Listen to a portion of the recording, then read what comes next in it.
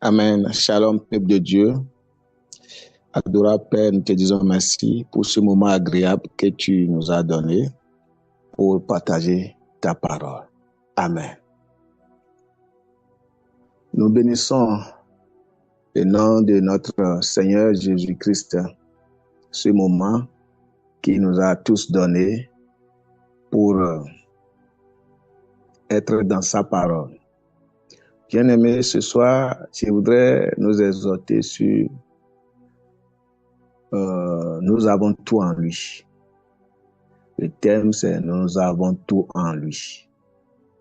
Vous savez, la plupart des enfants de Dieu, à cause d'ignorance, ne savent pas vraiment que notre Dieu, que c'est en lui que nous avons tout. C'est en lui que nous avons tout ce que nous cherchons. Toutes ces bénédictions dans ce monde, même la guérison, c'est en lui. L'évolution, la promotion, c'est en lui. Tout est par lui. Sans lui, nous ne pourrons rien. Mais l'ignorance fait que beaucoup de soi-disant enfants de Dieu cherchent ce qu'ils ont déjà en Christ, ce que Dieu les a déjà donné, ils les cherchent ailleurs. Alors que en les cherchant ailleurs, cela peut amener à la perdition, cela peut amener à la destruction. Nous avons vu l'exemple avec nos ancêtres dans le jardin d'Éden, dans Genèse chapitre 3, pas du premier verset, lorsque la Bible parlait du serpent qui a été vraiment le plus rusé, qui a auditionné, questionné, enquêté la femme, juste pour savoir ce qu'il y a, comment il faut la chuter. Et par ignorance de la femme, parce que elle, je dis, vous savez, Dieu descend à chaque instant et converser avec la femme, mais il semble que tout ce que Dieu les a dit, la parole ne restait pas. Quand la question du serpent, de l'ennemi dit, mais Dieu a-t-il dit? Il a posé question et la femme a répondu, dit que c'est le fruit qui est au milieu. Et le serpent a rétorqué, a dit non, quand vous mangerez cet fruit, vous serez comme Dieu. Mais bien aimé, nous sommes déjà Dieu et nous avons déjà tout. Dans le premier chapitre de Genèse, verset 26, Dieu nous a fait comme lui Dieu. Mais par ignorance de la femme a fait que elle recherche encore ce qu'elle a. Nous ne devons pas rechercher ce que nous avons ailleurs. Tout ce que nous avons, c'est en Dieu, bien-aimé dans le Seigneur. Et c'est ça qui a trompé la femme. Mais pourquoi cela? C'est parce que beaucoup d'entre nous, bien beaucoup des serviteurs de Dieu, des enfants de Dieu, ne prennent pas la parole de Dieu au sérieux, ne méditent pas la parole de Dieu, ne restent pas avec la parole. Parce que lorsque vous méditez, lorsque vous restez avec la parole, bien-aimé, c'est rester avec Dieu. Lorsque vous restez, vous imbibez dans la parole, ça serait vraiment difficile, très, très difficile pour l'ennemi de venir vous embrouiller. Très difficile. Parce que la parole, c'est la lumière de Dieu. Donc, il n'aura pas, si vous êtes dans la parole, il n'aura pas ce brouillard qui va vous empêcher de voir, de constater la vérité et de laisser le mensonge. Mais c'est parce que nous n'avons pas cet esprit de la parole en nous. Ça fait que même quand on parle de la guérison, bien de la bénédiction, beaucoup cherchent ces choses-là ailleurs. Alors c'est une erreur. À ce moment, Dieu est en train de nous avertir de ne plus aller chercher nos bénédictions, nos guérisons, promotions, de ne plus aller chercher ces choses ailleurs. Dans Éphésiens chapitre 1er, le verset 3 nous dit ceci. Béni soit Dieu, le Père de notre Seigneur Jésus-Christ, qui nous a bénis de toutes sortes de bénédictions spirituelles dans les lieux célestes en Christ. Voyez-vous? Il dit, béni soit Dieu, le Père de notre Seigneur Jésus-Christ. Est-ce qu'il a dit qu'il nous a maudits? Est-ce que c'est ça? Non. Nous n'avons pas reçu de la malédiction de sa part. Au contraire, nous avons été maudits et lui, il a brisé notre malédiction. Il a détruit notre malédiction et nous a donné la bénédiction. C'est pourquoi il dit qu'il nous a bénis de toutes sortes. Pas seulement une bénédiction, de toutes sortes de bénédictions spirituelles d'abord, dans les lieux célestes en Christ. Oui, pourquoi spirituel, bien-aimé dans le Seigneur? Tout ce que nous aurons sur cette planète Terre doit être d'abord spirituel avant de se manifester sur le plan physique. Est-ce que c'est ta promotion? Ta promotion doit passer par le règne de l'esprit. Est-ce que c'est la guérison? Ça doit passer par le règne de l'esprit.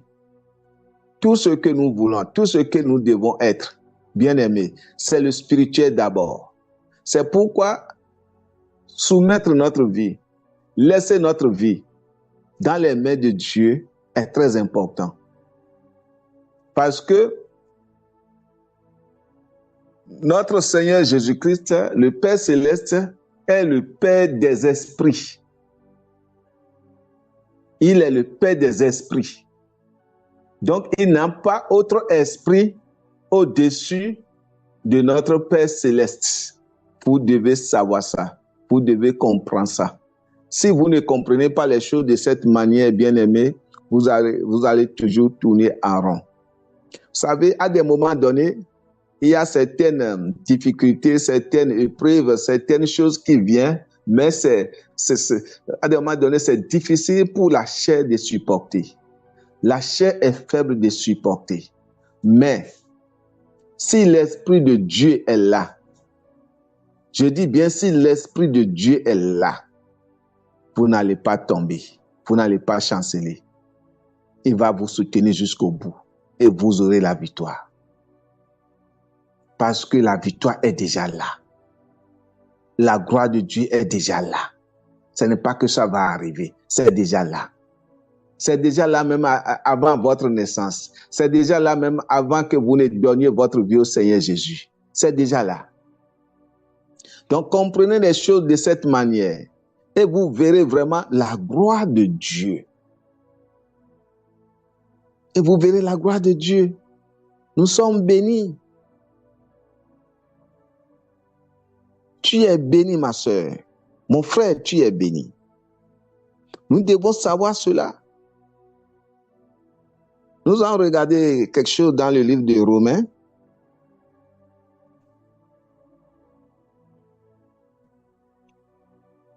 Nous allons regarder quelque chose dans le livre de Romains, Romains chapitre 4. Qu'est-ce qui a été dit là? Le verset 13.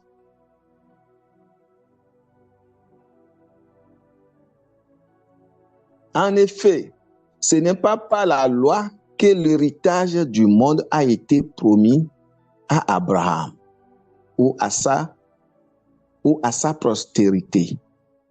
C'est pas la foi, c'est pas la justice de la foi.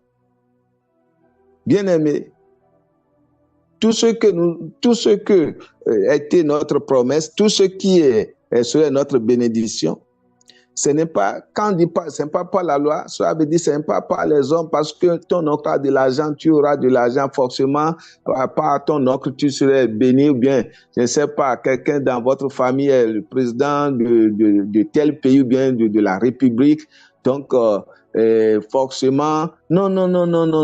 Notre vie ne dépend pas de ces choses. Notre vie ne dépend pas des hommes, de notre connaissance, de notre éducation, de ci, de ça. Non.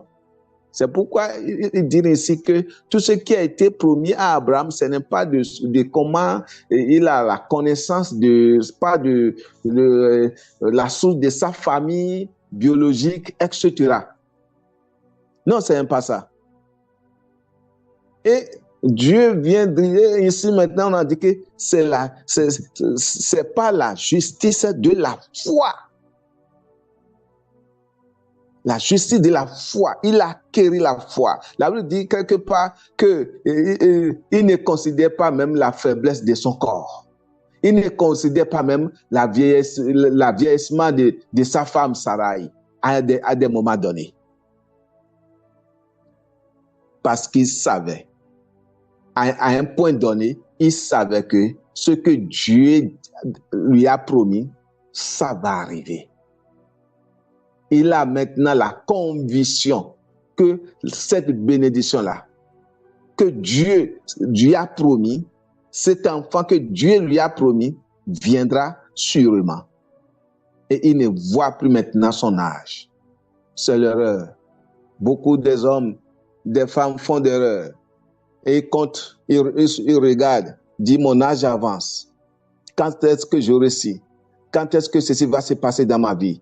Quand. Bien-aimé, quand vous posez ces genre de questions, quand, l'ennemi va vous donner la réponse. L'ennemi va te dire, tu ne vois pas que tu es en train de vieillir maintenant? Tu ne vois pas que ça ne te reste plus beaucoup longtemps sur la terre? Et tu ne vois pas que vraiment c'est impossible maintenant? Pourquoi? Parce que vous vous posez ces genres de questions. Quand? Et quand on pose ces genres de questions, quand est-ce que ceci, quand est-ce que cela? Votre foi, même si vous avez la foi va commencer par se baisser jusqu'à ça va être totalement anéanti. Donc, nous n'allons pas, quel que soit le problème, quel que soit le vent qui souffle, nous devons être toujours des hommes et des femmes expectants, espérer des bonnes choses. Regardez, confessez, parlez toujours de ce que vous voulez être. Parce que c'est de l'abondance du cœur que la bouche parle. Essayez de mettre ces bonnes choses-là dans vos cœurs et les confesser, les parler. Continuez à les parler, continuez à les ruminer, continuez cela. Et vous verrez la gloire de Dieu, bien-aimé dans le Seigneur. Vous verrez la gloire de Dieu. Vous verrez la gloire de Dieu. Amen. Nous avons tout. À des moments donnés, c'est difficile. Quand est-ce que j'aurai la promotion? Quand est-ce que le travail va arriver? Oui, quand? Bien-aimé, cessez de poser ces questions. Je suis béni. Confessez, je suis béni. J'ai le travail. Avoir cette pensée, j'ai le travail. Regarde toi-même. Peut-être tu es malade. Tu as des douleurs sur ton corps. Je suis restauré. Ça veut dire que nous avons tout. Tu as la guérison. Il n'y a pas quelqu'un qui vient de dehors qui va te donner la guérison. Hein? Même si moi je prie pour toi ainsi, dit, sois restauré au nom puissant de Jésus. Toi-même, tu dois voir la restauration. Tu dois regarder, voir comment on appelle ta guérison. Si toi, tu ne vois pas ta guérison, tu ne vois pas ta restauration, tu ne vois pas ta bénédiction, même le pasteur prie, l'évangéliste prie, le prophète prie, cela ne va jamais aboutir. Cela n'arrivera jamais. Je te donne, allez, retournez voir la vie d'Abraham. Quand Dieu a commencé par lui donner des promesses, tu auras un enfant. Vous voyez, à des moments donnés, il prie, dit, mais Seigneur, où est l'enfant? Il critique. Pourquoi? Je m'avais sans enfant. Il dit des choses. Ils n'ont pas cru. Il reçoit la prière, il reçoit la prophétie. Abraham n'a pas cru jusqu'à un moment. Et la Bible nous a parlé d'une nuit là. Dieu veut lui surprendre. Dieu veut vraiment qu'il lui-même capte la vision, qu'il capte ce que Dieu voudrait lui faire de lui. Et cette nuit, il dormait, Dieu l'a réveillé. Moi, j'ai l'habitude de dire ici que Dieu l'a chiffré au sommeil, dit lève-toi. Et Dieu l'a fait sortir dehors. Et Dieu lui a dit, regarde les étoiles. Commencez par compter. Il fait 1, 2, 3, il dit vraiment c'est nombreux, je ne pourrais pas compter. Et Dieu lui a dit, voilà, tes enfants seront comme ça, plusieurs comme ça dans le monde entier. Il a eu maintenant, c'est en ce moment, après cette vision, qu'il a eu maintenant le contact, qu'il a cru, et ça n'a pas tardé quand il a eu Isaac. Cela veut dire quoi? Ce que vous avez, ce que Dieu vous a donné, si vous ne les voyez pas en vous-même, et à des moments donnés, si vous ne les confessez pas, ça va rester là et ça va mourir avec vous. Et c'est ça. Et ce n'est pas la faute de Dieu. Juste parce que nous sommes chrétiens, bon, pas le fait, même ce n'est pas par l'acte. Cela veut dire, nous sommes les chrétiens, nous ne s'approcherons pas, surtout à la parole de Dieu, s'imbiber à la parole de Dieu, méditer à la parole de Dieu, comme Jésus a dit, que cet livre de loi ne s'éloigne point de ta bouche dans Jésus chapitre 1, verset 8, dit que cet livre de la loi ne s'éloigne point de ta bouche, médite les jours et nuits. Donc chaque chrétien, au moins chaque jour, devait lire la Bible, devait méditer la parole de Dieu. La méditation nous aide beaucoup à évoluer dans notre vie spirituelle. Nous ne devons pas seulement être chrétiens comme ça, toute la journée. Tu as fait des travaux durs, tout fatigué. Même si tu lis la parole de Dieu, c'est avec la fatigue. Et comme ça, sans inspiration, tu n'as pas un temps pour Dieu. Non. Bien aimé, ce n'est pas ça. Le christianisme, ce n'est pas ça. Vous savez, nous sommes comme des soldats. Et ça doit être un combat. Parce que qui nous combat? L'ennemi est là.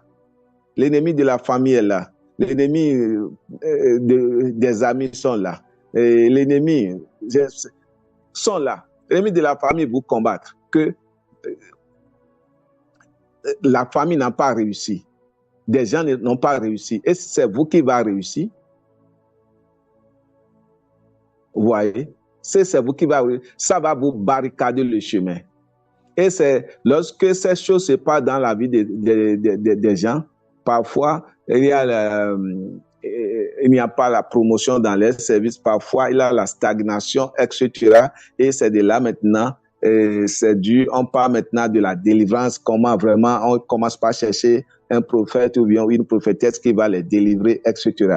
Alors que la vraie délivrance, la meilleure délivrance, c'est la parole de Dieu qui délivre. Celui qui a été délivré par la parole de Dieu n'a pas besoin de prophètes, n'a pas besoin de quiconque. Parce que il n'y a pas. L'autre, c'est le dynamistique. Ici, lorsque la parole te libère, tu es libéré. Et c'est pourquoi Jésus-Christ a dit dans le livre de Jean, dit que celui que le Fils de Dieu a libéré est réellement libéré. Bien-aimés, c'est ça. Nous avons tout. Nous avons tout. Approchons-nous de la parole de Dieu à chaque instant et à chaque moment. Si nous avons le temps, prochainement, nous allons continuer. Je vais vous laisser pour que chacun de nous puisse apporter sa pierre à l'édifice de cette parole que le Seigneur nous a inspirée. Adorable Père, je te dis merci pour la vie de mes frères et sœurs qui sont là et ceux-là qui vont se connecter à écouter ces paroles. Seigneur, bénis-les et que cette parole maintenant soit vraiment les impacts vraiment spirituellement, délivre quelqu'un, guérit quelqu'un, restaure quelqu'un pour ta gloire au nom de Jésus. Amen.